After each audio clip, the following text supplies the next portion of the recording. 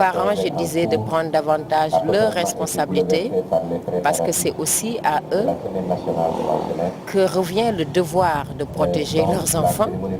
L'État a beau faire un travail, mais ce n'est pas non plus le rôle de l'État d'aller dans les maisons protéger les gens.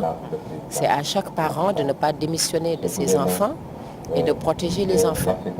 Parce qu'il arrive assez régulièrement que l'on voit dans les rues jusqu'à des heures indues de la nuit des enfants traîner dans les rues. Ce qui pour moi est inadmissible.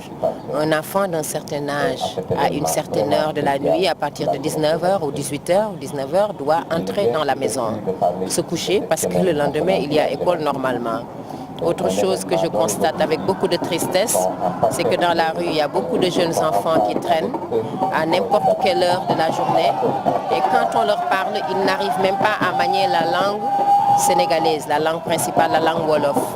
Ce qui veut dire que généralement, ce ne sont pas des enfants qui viennent du Sénégal, ce sont des enfants qui viennent d'autres zones. Le Sénégal est certes le pays de la Teranga, mais ce n'est pas non plus un pays de désordre.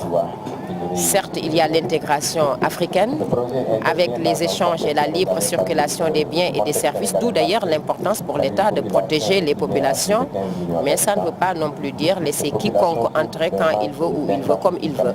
Donc je pense que sur ce point, l'État doit aussi renforcer les dispositifs de sécurité pour contrôler et nettoyer la ville, de sorte à ce que cette image qui nous renvoie à une image de quémandeur ou de mendiant, ou de, comment dirais-je, de désordre puisse être banni de notre société.